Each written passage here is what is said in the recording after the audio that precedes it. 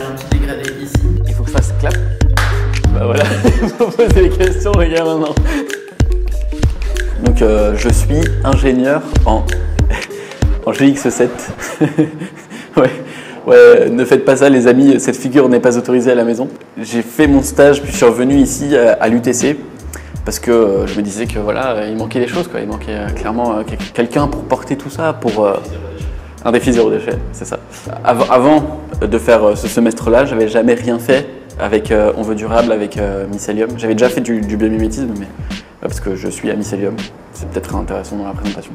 Sinon, à part ça, j'ai fait un mois sans déchets. Et j'ai même pas perdu 1 kilo, les gars. Ça servait à rien, quoi. Genre, vraiment. Tu peux nous en dire plus sur le défi? Ça consistait à quoi? Alors, j'ai pendant un mois dû porter mes déchets, tous les déchets que j'ai produits. Je les ai portés sur mon sac. Et donc, j'ai essayé de ne pas en produire. Des déchets, c'est des déchets recyclables et les déchets pas recyclables.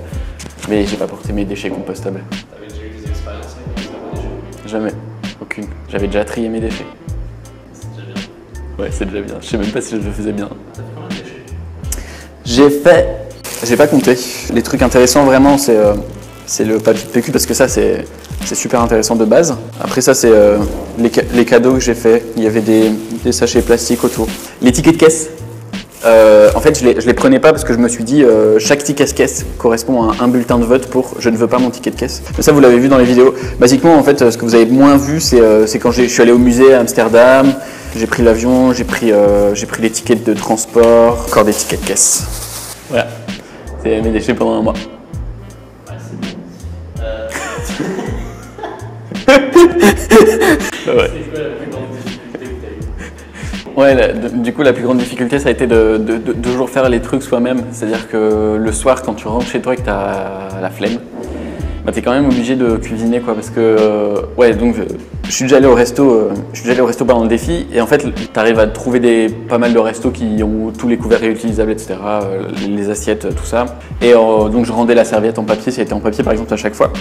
T'as quand même pas mal modifié ta consommation.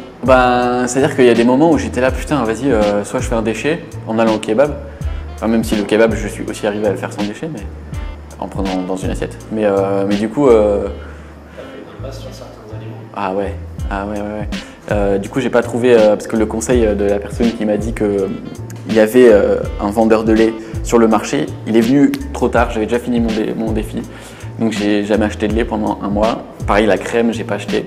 Après, j'ai pas acheté de beurre non plus, vu que c'est très difficile de trouver du beurre sans emballage. En fait, c'est même impossible. Par contre, j'ai continué à acheter du fromage, j'ai continué à acheter de la viande, évidemment. Toutes les viandes possibles et imaginables sont trouvables chez le boucher, donc... Est-ce que c'est cher de faire du zéro déchet? C'est pas spécialement cher de faire du... C'est même le même prix, voire moins cher de faire du zéro déchet, ça dépend des produits. Tu peux tout à fait rester dans des circuits normaux pour faire du zéro déchet. Tu peux trouver tout en vrac ou par exemple comme je me nourrissais en vrac. Tu peux aller dans une boucherie de Intermarché, ça coûte pas plus cher que les produits qui sont emballés en fait, vu que c'est eux-mêmes qui les ont emballés. Donc sauf pour les produits de grande distribution, ça évidemment j'ai arrêté les lardons et tout ça, mais tu peux en trouver chez le boucher. Disons que j'ai juste pris le temps en fait pris aussi l'argent de vraiment faire attention à acheter des produits un peu classe quoi, genre chez un vrai boucher, chez un vrai fromager, au marché, des produits bio aussi, j'ai fait ça, même si c'est pas...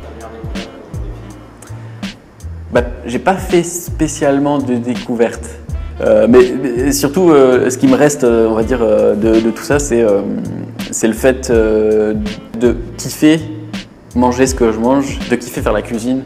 Enfin, voilà, les trucs que j'ai achetés sont plus, j'y tiens quoi.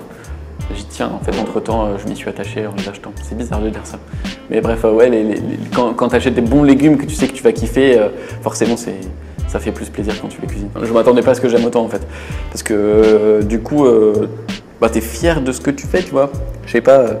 Et puis, tu découvres des trucs aussi, des habitudes alimentaires que j'avais pas. Style, j'avais jamais goûté c'est trop con, hein, mais j'avais jamais goûté du pané, j'avais jamais goûté quoi d'autre. Au final, ça m'a poussé à chercher d'autres recettes, à chercher des recettes parce qu'au final, j'en connaissais pas tant que ça. Au final, et quand tu notre rapport par rapport à ce que tu achètes, à ce que tu consommes Ouais, clairement. Déjà, je pense plus à toute la chaîne qui a été faite. Ça m'a pris quelques jours, bon c'est rapide, mais quelques jours pour vraiment prendre conscience qu'il y a certains gestes que je faisais qui en fait n'étaient pas du tout, comment dire, responsables. C'est-à-dire des trucs cons, même si en fait tu achètes un truc qui n'a pas de déchets, au final, dans la chaîne de production du produit, il y a eu beaucoup de déchets, il y a eu beaucoup de consommation d'énergie, il y a eu beaucoup d'émissions de CO2, etc. Donc le but c'était aussi de limiter ça. Ça maintenant j'y pense tout le temps à chaque fois que je fais un achat. Courage, vous avez quelle réaction pendant le défi? Les gens ils trouvent un peu taré, ils pensaient que c'était super cool au contraire. Il y a pas mal de gens qui ont apprécié l'initiative. En tout cas les gens qui venaient me parler, ils appréciaient l'initiative. Après mes proches, au début ils comprenaient pas pourquoi est-ce que je me faisais chier autant. Même je pense qu'ils ont toujours pas... ils se posent toujours la question, mais disons que quand je l'ai dit à certaines personnes, elles ont réagi en se disant mais quel est l'intérêt? C'est un peu du masochisme de faire ça, etc. Alors effectivement oui c'est du masochisme, ce mot est dur, mais putain il y a plein d'autres trucs qui sont masochistes et qui sont bien moins intéressants à faire dans sa vie quoi. Genre aller à la salle de sport.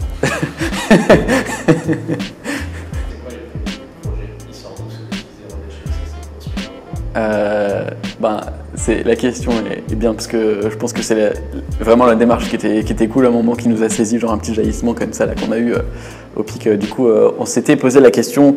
L'histoire, c'est qu'on s'est posé la question pourquoi est-ce que il y avait des gens qui étaient intéressés par le développement durable et qui pensent en fait, qui appliquent ça un peu à tout dans leur vie, et des gens qui ne le font pas du tout. En fait, l'écart est assez grand entre ces deux typologies de personnes. Donc pourquoi est-ce qu'il est là? Qu'est-ce qui fait qu'il y a un changement aussi subit? J'ai dit vite.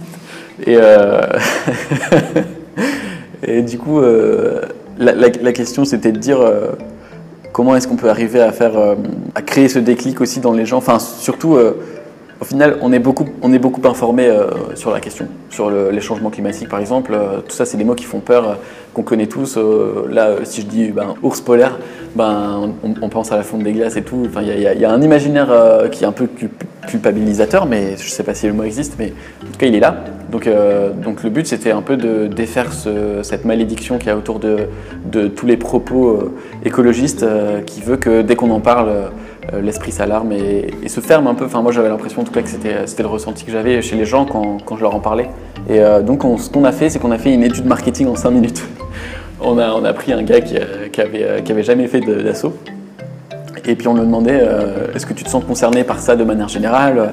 Est-ce que tu penses qu'il y a des choses à faire toi personnellement? Est-ce qu'on lui a posé ce genre de questions? Et surtout, qu'est-ce qui t'amènerait en fait à... Enfin, c'est pas comme ça qu'on lui a posé, mais en gros, la réponse qu'il nous a donnée, c'était moi, peut-être que ça me ferait plus facilement rentrer dans le délire d'avoir quelque chose auquel m'identifier. Et donc, pourquoi pas faire un défi avec un UTC1 qui se lance dans un truc un peu what the fuck, en espérant qu'il soit drôle entre-temps.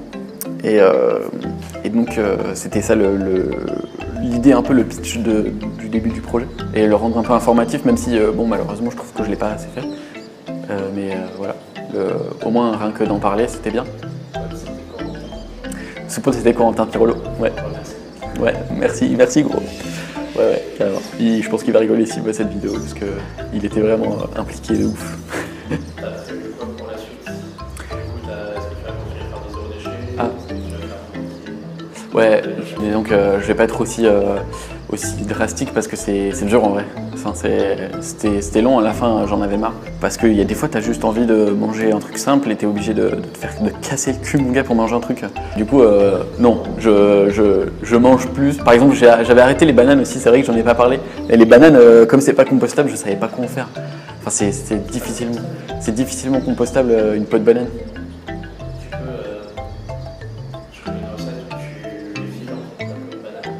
Ah ouais? Tu vas faire des nains et des cacahuètes. Oh, trop bien. Trop cool. Ça a l'air bon en plus. Ça me donne envie. Tu vas être diplômé.